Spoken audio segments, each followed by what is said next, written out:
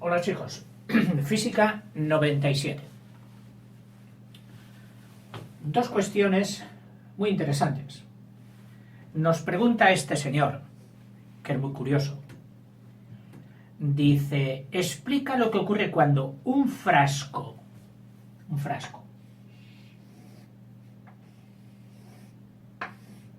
se llena de agua hirviendo, es decir, de agua a 100 grados, y luego se cierra con un tapón de corcho. Vamos a poner el cuello más estrecho para poner un corcho que cierre lo más hermético posible y se deja enfriar. Dice, ¿qué ocurre? Bueno, normalmente si el agua estuviese a tope, es decir, si el agua estuviese a tope, que no hubiéramos dejado nada de aire, lo cual es difícil, pues cuando el agua se enfriase, y se supone que se va a enfriar a la temperatura del medio ambiente, de 18, de 20 grados, el agua ha experimentado una contracción lineal, bueno, no lineal, suele ser una curva, de forma que al reducir su volumen no había aire, no habrá aire. El aire no se inventa. Hay mucho, pero todo está fuera. Entonces, si el agua se encoge, ¿qué hace? Que tira del corcho hacia adentro. Es decir, el corcho se hundiría más. Otro es el caso de lo que suele hacerse con las conservas, sobre todo con las conservas vegetales. Las conservas vegetales se gasta la tiza. Las conservas vegetales se meten en frascos grandes de cuello ancho para que la mamá pueda sacarlo con facilidad y se ponen unas tapaderas metálicas roscadas a rosca. Aquí no se cierra lleno a tope, no, siempre hay una porción de aire. El aire sabemos que tiene mucha compresibilidad, es decir, se le puede comprimir mucho, tipo muelle. Aguanta muchísimo. Y lo mismo, se expansiona, lo puedes ahuecar. Cuando tú has metido las alcachofas, el tomate en caliente, el aire también estaba caliente, o sea, estaba expansionado. Cuando se enfría, el agua, con el material orgánico, apenas se contrae. No se contrae casi nada. Al revés. El aire sí. El aire, que estaba muy hueco, al enfriarse, se ha contraído. Entonces, lo primero es que dice, yo me contraigo y ya no ejerzo la misma presión sobre las paredes ni sobre el líquido que yo ejercía antes, una presión en calor, la presión atmosférica de una atmósfera, y ahora, sin embargo, cuando me enfrío, mi presión se reduce. Con lo cual, si esta tapadera estaba equilibrada, plana, porque cuando encerramos ese aire, el aire empujaba tanto como la atmósfera y ella estaba plana, cuando el aire diga, ya no empujo tanto, me hago más pequeño, la atmósfera sigue apretando igual. Con lo cual, esta tapadera se curva, al ser apretada más por el aire que por el aire exterior que por el aire. Esto está exagerado para que lo veas. Bueno, al apretar mucho la presión atmosférica, el contacto de las estrías de rosca de vidrio con el metal se han comprimido mucho, se han apretado, es decir, ahora oprimen fuertemente, el rozamiento es mucho mayor. Bueno, viene la mamá o alguien y dice, trae, que te lo desenrosco yo. No puedo, no puedo. Entonces hay las artes de abrir un frasco de estos de cristal. Yo te doy las que he podido experimentar. Primero, agarrar un paño para que tu rozamiento con la tapa metálica sea mayor y puedas hacer toda la fuerza posible. Tomar la postura mejor, pero en previsión de que si se te abre de golpe no te caiga todo el tomate en la ropa. Eso también has de tenerlo en cuenta. Para lo cual es bueno hacerlo pues apoyado, no sé, sobre algo fuerte. ¿Que no puedes? Pues habrá que tomar otros recursos. Yo he oído recursos y los he practicado, que era el siguiente. Es decir, como este aire está frío y es la causa de que haya hecho una depresión, una baja presión ahí, vamos a ver si lo podemos calentar. ¿Cómo? Pongamos esta tapadera debajo de chorro de agua caliente para que el calor expansione. Expansione otra vez el aire interior y al hacer más presión la tapadera se rectifique y las juntas, los rozamientos de la rosca sean ya menores. No estén forzados y sean menores. Y entonces puedas abrirlo. Bueno, esto no daba mucho resultado porque, claro, mientras tú calentabas por arriba la tapadera y el aire recibía calor, el tomate, que estaba a una temperatura, seguía enfriando el aire. Y difícilmente se conseguía.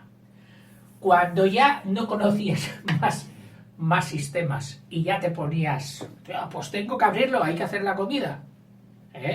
Pues bueno, se me ocurrió coger un cuchillito de punta, con mucho cuidado, de punta fuerte, ya que esta hojalata, este metal es delgadito, pues mira, ¡paf!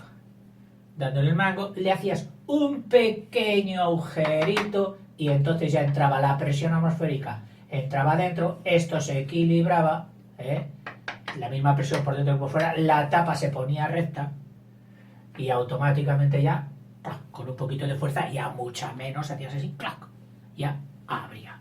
Pero claro, ya habías inutilizado la tapa, esa tapa ya no era útil, no podrías utilizarla para cerrar el bote, al menos herméticamente. Otras formas, que esta es la que estoy haciendo ahora y es la que me da resultado. Sobre las estrías de vidrio, está aquí el bote, perdón, está aquí la tapa, esto es vidrio y esto es metal, tapa.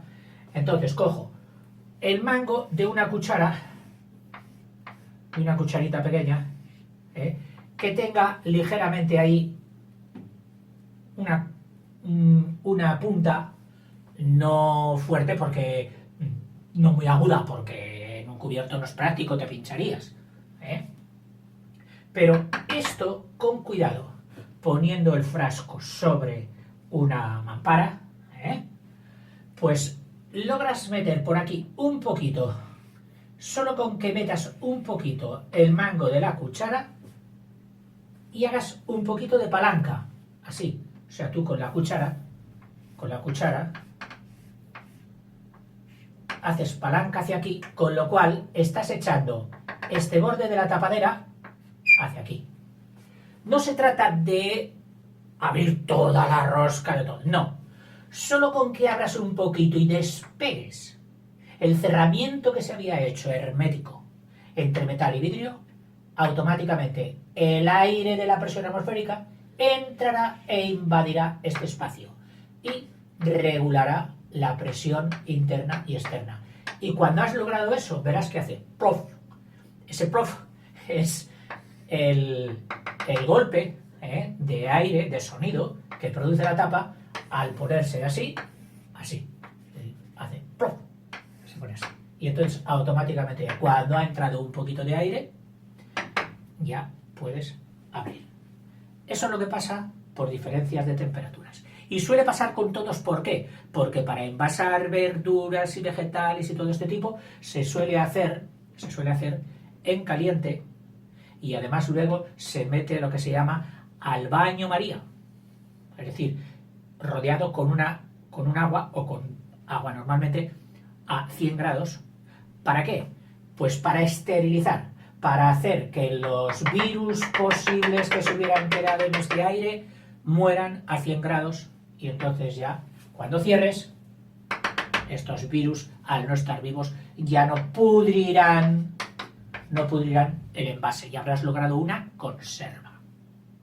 Esas son las conservas vegetales que se elaboran tanto en bote como en bote todo metálico, en bote de aluminio o en bote de cristal cerrado por metal. Y al revés, dice, un frasco se llena de agua fría, luego se cierra con un tapón, o sea, un frasco, en el que hemos echado agua fría, lo mismo. Aquí hay que diferenciar. Si el agua estaba a tope y no ha quedado nada de aire, ¿qué pasará cuando este agua se caliente? Que se expandirá un poquito y observaremos que el tapón que estaba hasta aquí de vidrio ha salido ¡plá!, un pelín, que ha sido la dilatación del agua. Por supuesto, si lo metes en la nevera, el resultado es otro. De eso ya, perdón, en la nevera no. Si lo metes en el congelador, el resultado es otro. Las neveras, en su espacio normal, suelen tener una temperatura aproximadamente a los 4 grados centígrados. Y ya veremos por qué a los 4 grados. Para que no sucedan cosas raras con el agua o que contengan los alimentos que metemos en la nevera. Ya digamos en el compartimento grande, no en el congelador. Bien, pues eso es lo que pasaría. Ahora, si hubiera aire aquí, que hubiéramos dejado una capa de aire, como suele suceder en las botellas de vino, están bien cerradas con su taponcito, pero tienen aquí vino. Y el vino no se ha encerrado a una temperatura elevada. El vino se envasa a temperatura ambiente. Entonces, ¿qué pasará si por un aquel decidimos calentar esta botella de vino hasta 80 grados?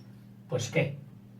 El vino, con su alcohol, que también tiene en cuenta un 14, un 15% de alcohol, tiene en cuenta para la dilatación, es decir, hincharía mucho más el agua con alcohol que el agua sola, porque es una mezcla, y entonces hay que juntar los dos coeficientes de dilatación, el del agua y el del alcohol en su debida proporción.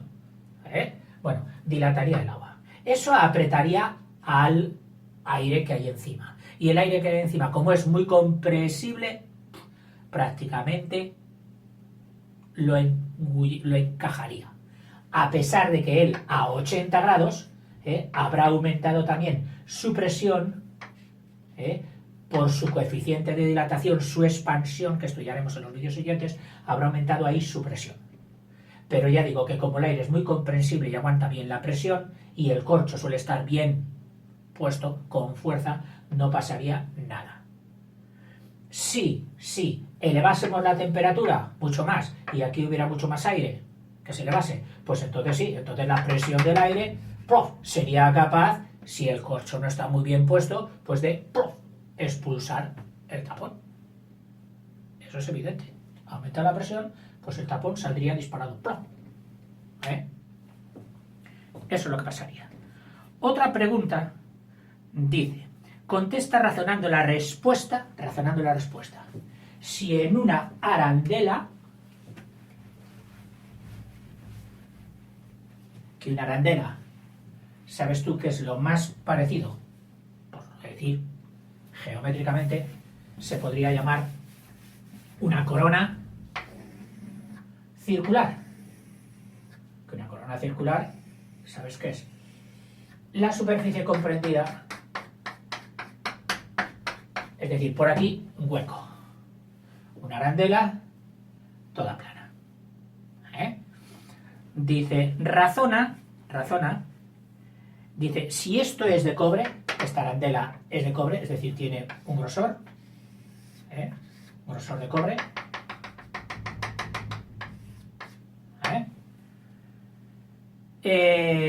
con un OGS, dice, si varía, al elevar su temperatura, si varía su volumen.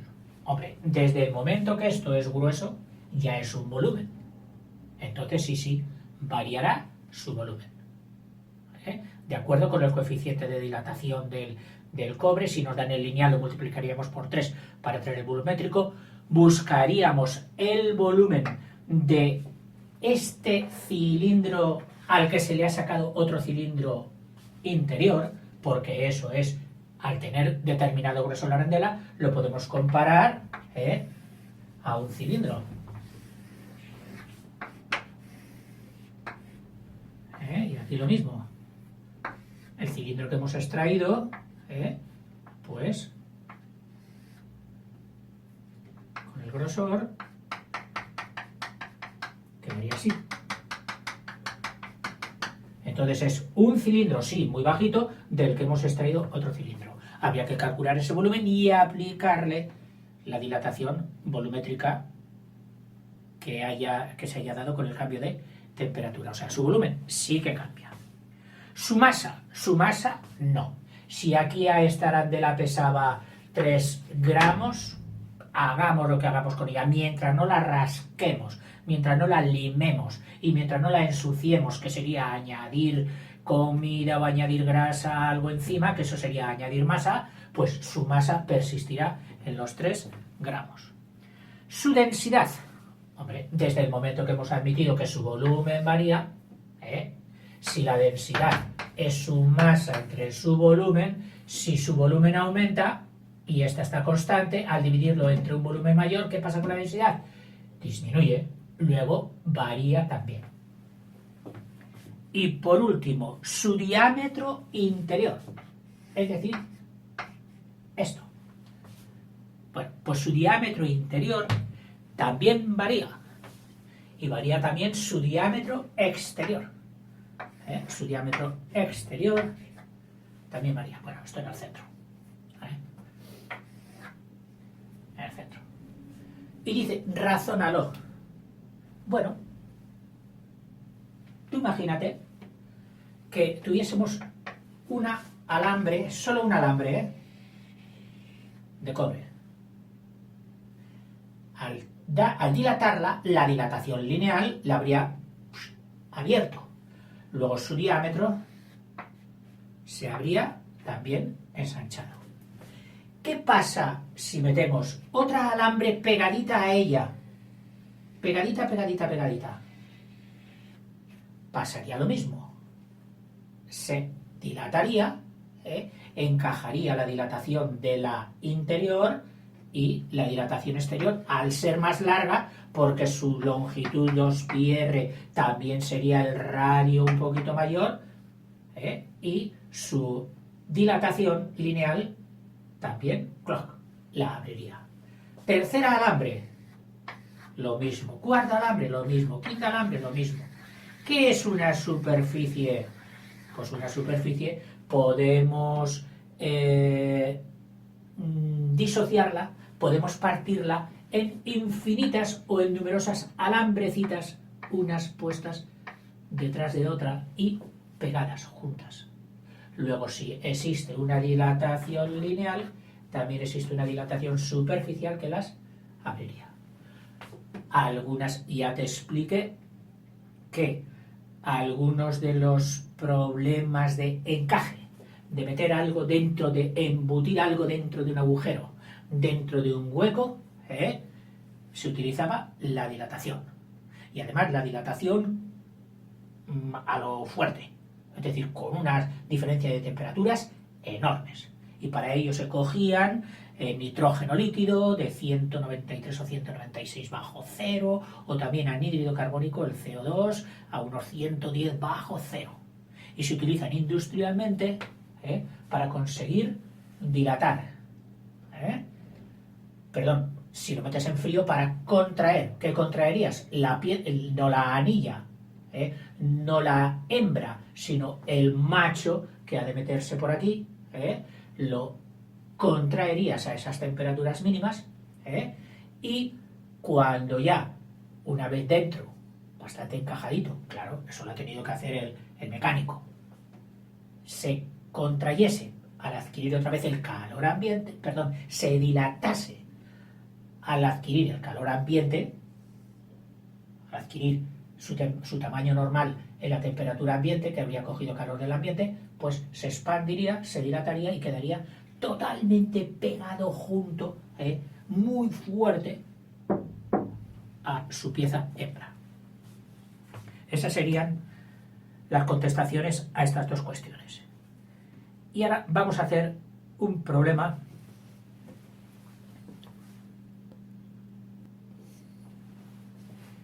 ...100 centímetros cúbicos de mercurio a 0 grados se calientan hasta los 60 grados centígrados. Calcular su nuevo volumen y su densidad.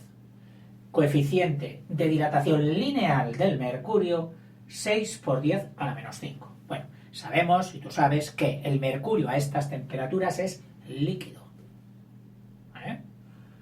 O sea que no estamos hablando de sólidos. Pero, sin embargo, fíjate que no nos da el coeficiente de dilatación volumétrica, sino el de lineal. Y tú dirás, ¿y cómo tratándose de un líquido nos dan el coeficiente lineal? También, pues sí. ¿Por qué? Porque como el mercurio es muy utilizado en los termómetros, pues al meterlo por esos tubos capilares para observar su dilatación, tiene en lo que es esta barrita, y si solo lo metemos así alineadamente, tiene prácticamente el coeficiente lineal, como si fuera una sola línea. O sea, predomina lo lineal sobre lo volumétrico. Pero nosotros, como no sabemos dónde está metido, si en una línea o en un frasquito, lo cogeremos volumetría, en volumen. Y además nos dan el volumen, 100 centímetros cúbicos. En fin, vamos a ver qué es lo que sucede. Volumen final del mercurio calentado.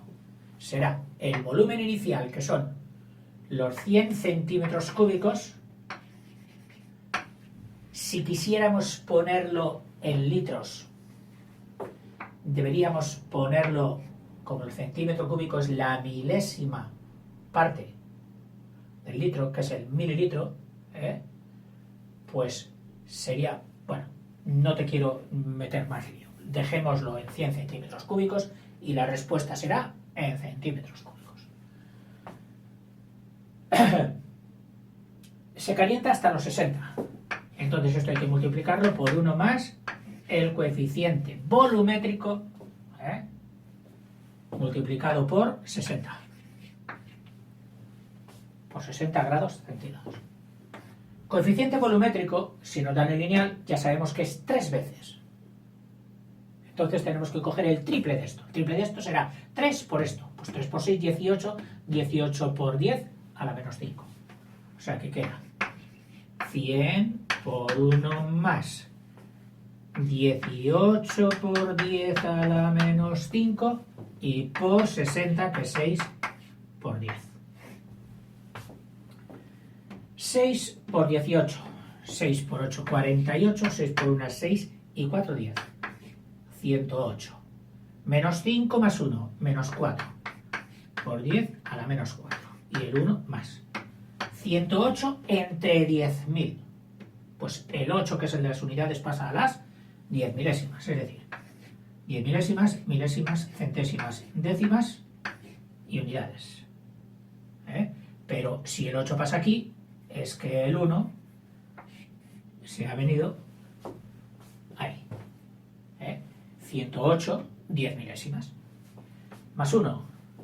Pues ponemos más 1, clic, y ya tenemos el valor del paréntesis, que hay que multiplicarlo por 100 centímetros cúbicos.